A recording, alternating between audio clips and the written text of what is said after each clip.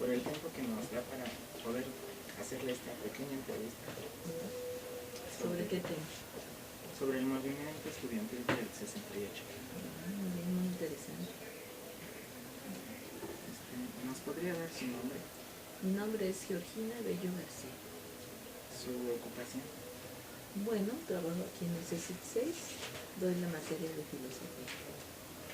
¿Cuántos años tiene de experiencia? Tengo aquí 33 años. ¿En la escuela? ¿En la escuela? ¿Qué edad tenía en el momento en que empezó el movimiento del 68? Tenía yo 14 años. 14. Creo que sí. ¿Cuáles fueron las causas por las que inició este movimiento? Bueno, este movimiento inicia en Europa, en París,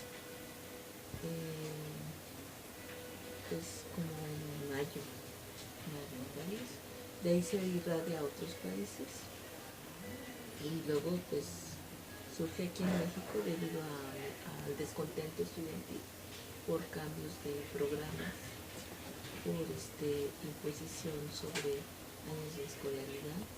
Aumenta un año la vocacional, que era de 2, se cambian los programas y quitan materias que no deberían quitar, y entonces pues empieza el descontento de los alumnos. ¿Cuál era el punto de vista de sus padres? Bueno, los padres son apolíticos y no querían que nos incorporáramos a esta lucha. Y los padres, pues algunos ni enterados estaban, porque muchos vivían en provincia y sus hijos estaban estudiando aquí en la casa del estudiante.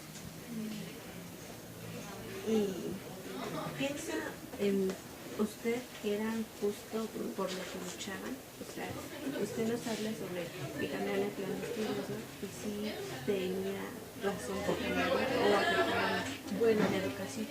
yo creo que sí es bueno todo cambio, siempre y cuando se tomen en cuenta las autoridades y alumnos, y todo cambio es aceptable siempre y cuando sea para mejorar, no para retroceder. Y allí pues había situaciones en las que se aumentaban años de escolaridad y se quitaba materias importantes en el marco de las materias. ¿Sí? O sea, al momento de aumentar las horas en el año de estudio, hubiera sido bueno que dejaran las materias que quitaron, ¿no? Bueno, quitaron algunas materias, pero colocaban otras que consideraban que no eran importantes. Y además otra cosa, aumentar los años cuando muchos ya tenían programado pues regresar a su tierra, trabajar allá, y bueno, eso afectaba. También a los becarios los afectaba, porque en el momento de que iban a aumentar años, iban a quitar becas. ¿Y qué solicitaban los estudiantes al gobierno? ¿Para qué hacen las marchas? Bueno, solicitaban que, primero, que se les tomara en cuenta. Segundo, que no se permitieran estos cambios tan repentinos, que se estuviera a fondo si eso era lo conveniente. Además de que no se les tomaron en cuenta, pues empezó una situación de choque,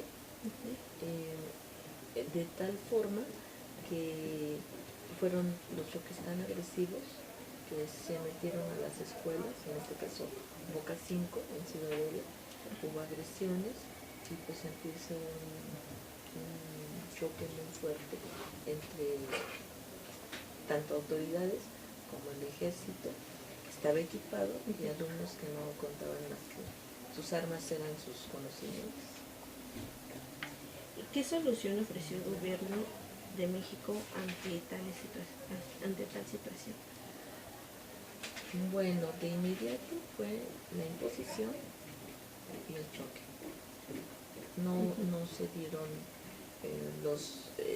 las respuestas idóneas para dar una solución. Fue la agresión. Muchos de los alumnos que se incorporaron a esta lucha jamás regresaron a la escuela.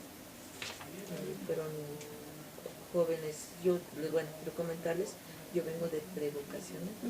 El Politécnico tenía escuelas prevocacionales, equivalente a secundaria. Y muchos de mis compañeros, como son Ledinish y Jaramillo, jamás regresaron a la escuela. Entonces, ellos desaparecieron.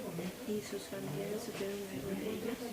Bueno, de uno sí, del otro como estaba en el norte, vivía en el norte de la República, en Chihuahua, pues ya no sé si lo buscaron, pero no, nunca, bueno, puedo comentarles que jamás regresó a la escuela.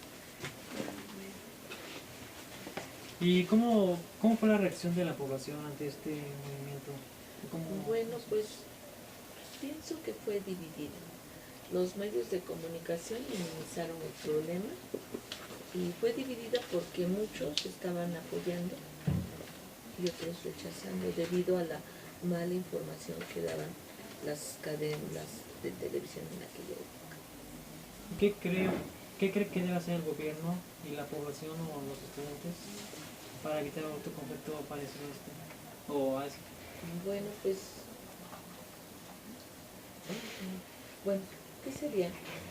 Pues yo considero que para que haya un equilibrio entre esta sociedad política, de gobierno y desarrollo social, debería de haber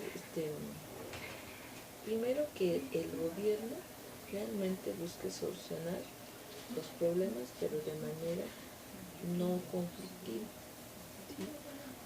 Que puedan hablar con las autoridades escolares, buscar acuerdos, qué se necesita, cuáles son las necesidades, y no simplemente pues imponer cambios que a veces o convencer a los jóvenes y a las autoridades que es el mejor cambio en función a lo que se está hablando también en otros países, pero también en la demanda que tiene el país. ¿Y qué mensaje le daría a las nuevas generaciones o las generaciones que vienen de estudiantes? Bueno, las nuevas generaciones están muy despiertas. Yo creo que no necesitan ni educación, pero considero que los jóvenes hoy en día están más comunicados y a veces están más informados que nosotros los adultos. Entonces ellos pues saben perfectamente que la fuerza aplicada no conduce a nada. Y saben también que es mejor hablar a tiempo que llegar a agresiones. Entonces tenemos jóvenes muy inteligentes que hoy en día pues no se enfrascan en cualquier problema. De hecho, lo vimos ahora con el programa de huelga que vivió el Instituto Politécnico Nacional y vimos que la reacción de los jóvenes fue muy positiva. Y una pregunta más, ¿qué opina acerca de lo que decían los periódicos, por ejemplo, el Excelsior?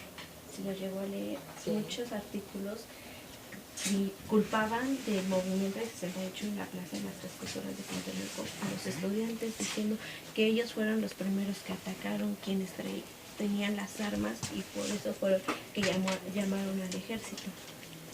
Bueno, como les dije hace rato, los medios de difusión siguieron un juego gubernamental. Desafortunadamente, muchos de esos medios están pagados por el gobierno, reciben dádivas. Entonces, esos medios publican lo que les indican las autoridades gubernamentales y no dicen la verdad. Por eso la sociedad estaba dividida en aquella época.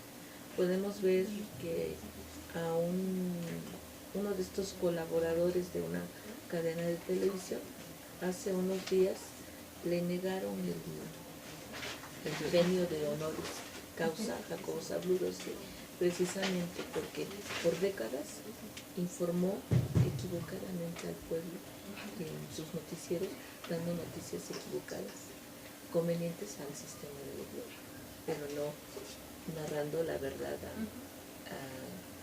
a la sociedad.